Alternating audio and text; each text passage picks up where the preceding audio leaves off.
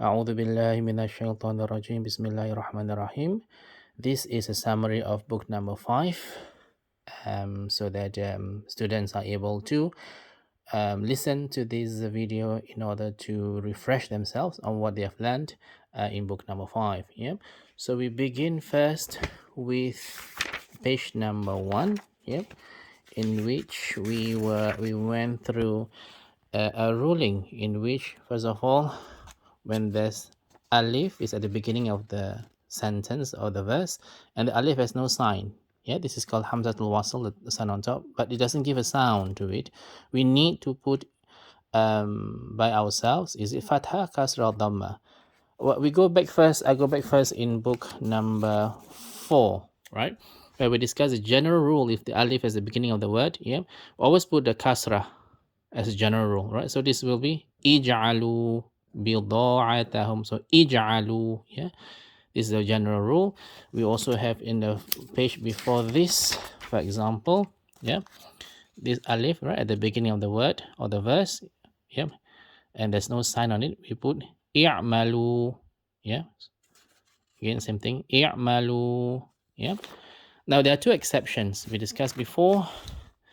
The first exception is when the third letter, this is the first, second, third letter is a dhamma, then alif you put a dhamma. So this will be not id, udkhuluha, yeah, udkhulu, yeah.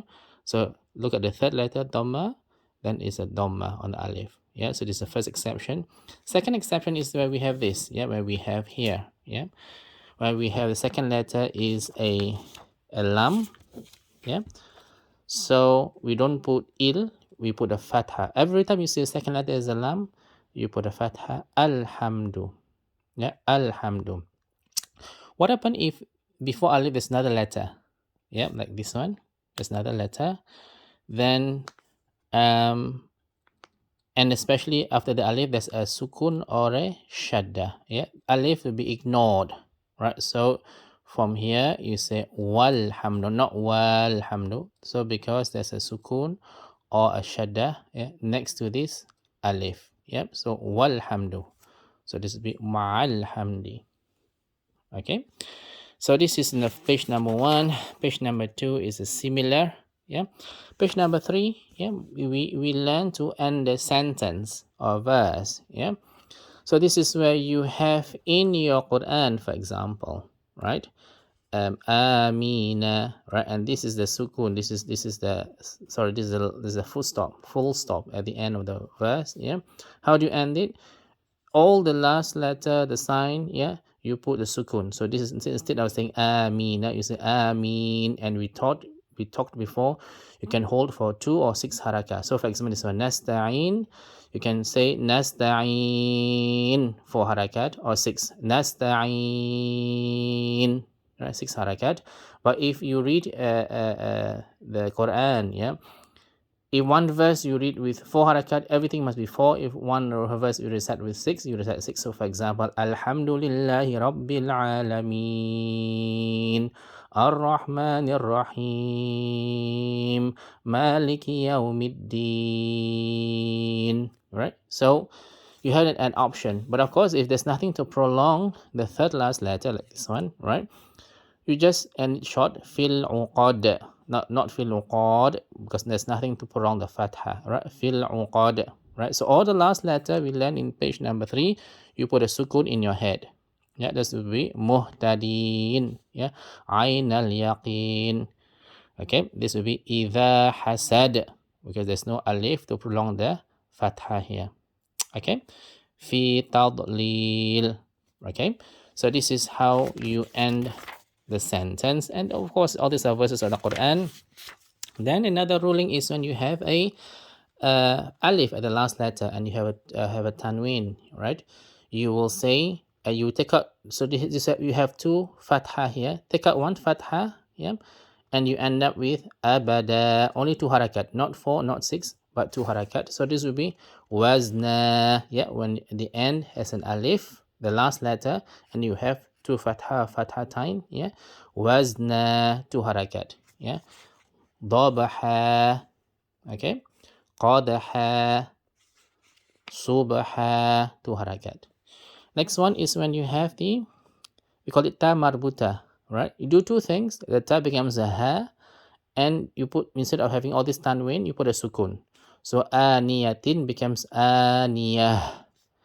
There's not, is the ha is from the chest, not from the throat. So it's not this ha, but it's a big ha, yeah, from the chest. So this is hamiyah, aniyah, radiyah, laghiyah. Okay. Then we have the mad. Yeah, when mad is just like this on its own without any shadda, you hold it for 4 harakat. Yeah. So this is la a'budu. Yeah. Ulaika. This small circle here means to ignore the waw. This is not a sukun. It means just to ignore the waw. But waw, when you write, it must be there, because if not, it doesn't make any sense. Just like when you say psychology, you need a silent P, isn't it true? If not, if you just put SYCHO, it doesn't make sense. Yeah. So this will be La a'budu ma ta'budun. Okay. The next one, we have the nun shadda.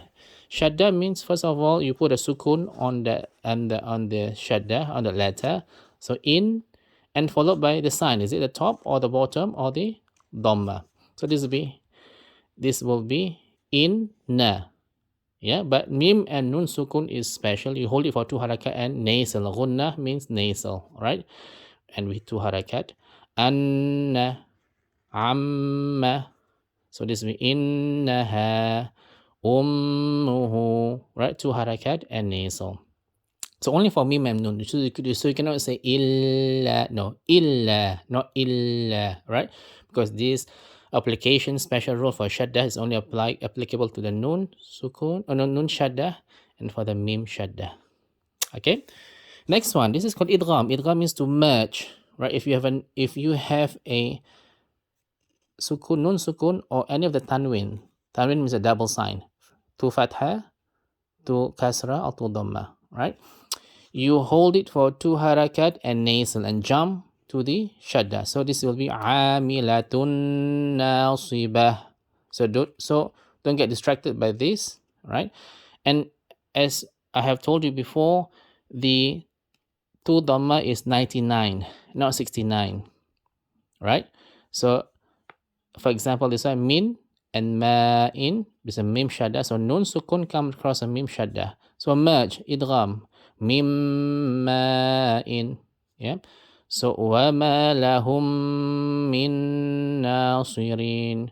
Huwa fi dhalalim mubin. Lim. Yeah, not lin, because you merge it. This is a tanwin comes across a mim shadda. Okay. So this is the ruling called idgham when nun sukun or tanwin comes across a nun shadda or mim shadda. Okay. Then we come across other rules when you ignore the alif lam. This is when some students still get confused. Yeah. When alif, it's just, there's no sign here, and the lam has no sign. You ignore the alif lam. Just go straight to the shadda. So one nasu, yeah, bin nudhuri. So ignore the lam. A lot of people still not able to get rid of this habit.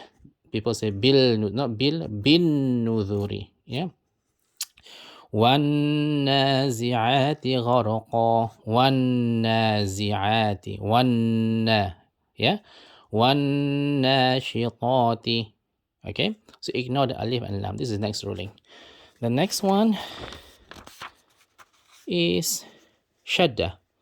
Shadda, you do need to recite with a stress and heavy recitation, right? This will be kabbara, kabba. Shadda, you put a sukun first and then repeat that letter. Is it top or the bottom? Yeah, this one is the bottom. Yeah, the kasra, you kabbi. This is kabba. Yeah, kabbara, you kabbiru, rattala, you rattilu. Okay, this is shadda, right? And it went on for many pages just to emphasize about the shadda, right?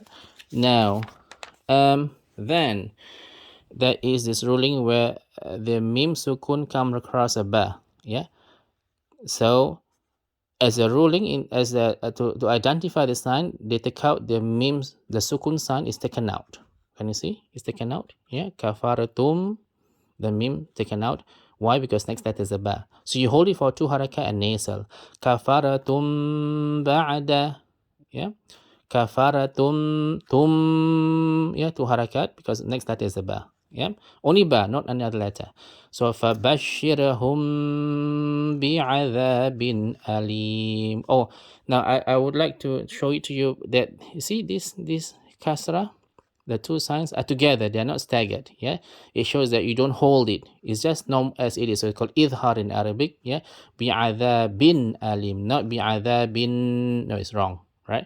This is what they call it is when it is together, or it's not staggered. You will learn later when it's staggered, that means like this one is staggered. Yeah, there must be a change in the sound. Okay, next ruling is Allah. Allah, first of all, is always 2 harakat, right? With 2 harakat. If the sign word before Allah has a fatha or a dhamma, you thicken the tongue. You say wallahu, even though it's as if it is just a kasra, we'll hold it for 2 harakat. Wallahu rasulullahi. Yeah. But if the word or the letter before the Allah sign has a kasra, then you lighten the tongue. You say lillahi, not lillah. Lillahi, billahi, like you say bismillahi. Okay, because the sign before Allah is a kasra. Okay, just a summary. All right, next one is idgham. Idgham is when the nun sukun. This is another idgham with just now was mim shadda and nun shadda. This is ra shadda, but this has no nasal. So bila gunna, idgham bila gunna, with no nasal. Right? When nun sukun or tanwin comes across a ra shadda, yeah, you say marra'a. So again, the sukun sign is taken out. Right? This sign is taken out. Marra'a.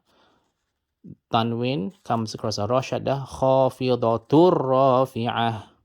Okay, same thing as a lam shadda, same thing bila gunnah. Yeah, idgham bila gunnah, you merge it, nun sukun and tanwin comes across a lam shadda. So malam khairul laka, because a shadda emphasis, khairul laka, not khairul laka, khairul laka. Yeah. Next one we discussed before, when the mad comes across a shadda, all right, hold up for 6 harakat. Waladdallin. Yeah, because the shadda is emphasis, isn't it true? Right? Okay, so for example, al-haqqatu mal-haqqah.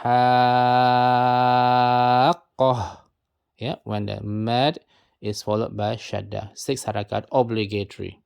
Right? Wala yahaddun. Okay. That's about it. Yeah, inshallah, may Allah subhanahu wa ta'ala make it easy for you, yeah, to be able to recite the book number 5 with the best of the makhraj and best of tajweed. Yeah, jazakumullah khair. Assalamu alaikum warahmatullah.